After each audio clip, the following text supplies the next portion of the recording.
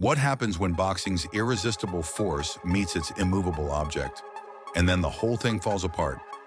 We're not just talking about a canceled fight, we're talking about a seismic shift in the sport. Canelo Alvarez, the undisputed king at super middleweight, versus Terence Crawford, a three-division terror. The whispers started, the hype exploded, and then silence. But the questions linger like ghosts in the ring. Could Canelo's raw power at 168 pounds truly shatter Crawford's defenses? Or would Crawford's legendary fight IQ and switch-hitting brilliance turn Canelo into just another statistic? This isn't just a breakdown, it's a deep dive into the strategy, the science, and the sheer audacity of a fight that almost defied logic. Get ready to pick a side, because we're about to reignite the debate. All right, let's crunch the numbers. Canelo Alvarez, 5 feet 8 inches, with a respectable 70-inch reach and a granite chin tested by the likes of Golovkin and Bivol. Crawford, matching him at 5 feet 8 inches, boasting a longer 74-inch reach and a southpaw stance that's baffled opponents for years. So far, so good, right? Wrong. The real story is hidden in the weight. Canelo routinely steps into the ring at 175 to 180 pounds, a full 30-plus pounds heavier than Crawford. That's like strapping a small child to your back before you even throw a punch. But weight isn't just about size, it's about force. And that's where things get interesting. Imagine this. Canelo's power punches land with an average of 1,300 pounds of force. That's enough to shatter bone. Crawford's punches, while faster, clock in around 950 pounds. Still devastating, but is it enough to deter a man who's walked through fire for his entire career? People underestimate the sheer physics involved. More mass equals more momentum.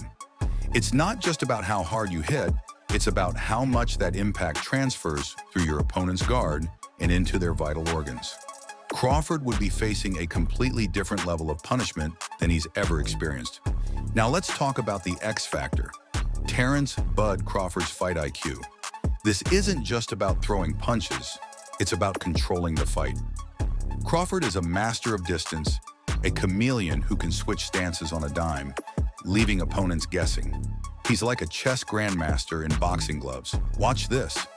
Against Spence, Crawford used lateral movement to create angles, avoiding Spence's power punches and setting up his own counters. Canelo, against Smith, relentlessly cut off the ring, forcing Smith into a brawl. The question is, could Crawford's footwork keep him out of Canelo's firing range for 12 rounds? Crawford's feints are next level. He uses them to draw out your reactions, to bait you into making mistakes, and his counterpunching? Surgical. He doesn't just hit you, he hits you where it hurts, when it hurts the most. Canelo's aggressive style leaves him open, but exploiting that opening against a power puncher like Canelo, that's a high-risk game. Okay, let's address the elephant in the room. Can Crawford take Canelo's power? Crawford has never been knocked out, but he's also never faced a force of nature like Canelo Alvarez. Canelo's body shots are legendary, designed to cripple and break down opponents over time. We're talking about shots that can shut down your liver, fracture your ribs, and leave you gasping for air.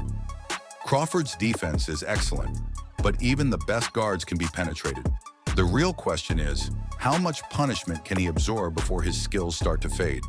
Body shots are cumulative. They wear you down, round after round. They affect your breathing, your movement, your ability to think clearly. Even if you don't get knocked down, they can sap your will to fight. And against a relentless pressure fighter like Canelo, that can be a death sentence. Boxing history is filled with stories of smaller fighters defying the odds. Pacquiao's speed and aggression overwhelmed the bigger Margarito. Mayweather's masterful defense frustrated a younger, stronger Canelo.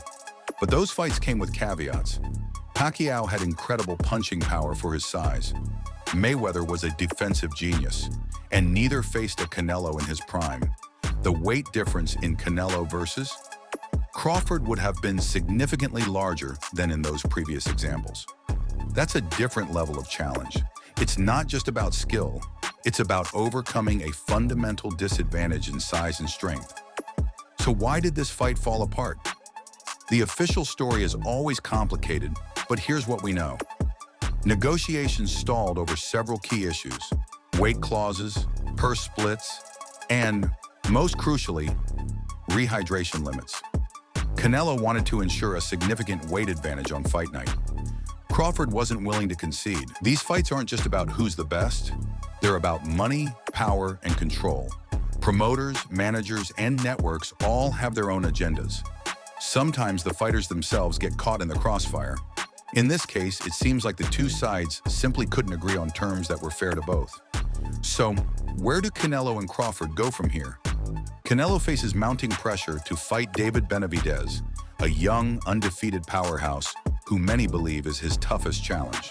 Crawford could pursue a rematch with Errol Spence Jr. or test his skills against rising stars like Jaron Boots Ennis.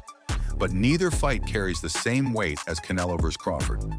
Ultimately, the cancellation of Canelo vs. Crawford is a loss for boxing fans. It's a reminder that even the most anticipated fights can fall victim to politics, money, and ego. But the debate will continue. Could Crawford have pulled off the upset? Or would Canelo's power have proven too much? Let us know what you think in the comments below. Thanks for joining us on this deep dive.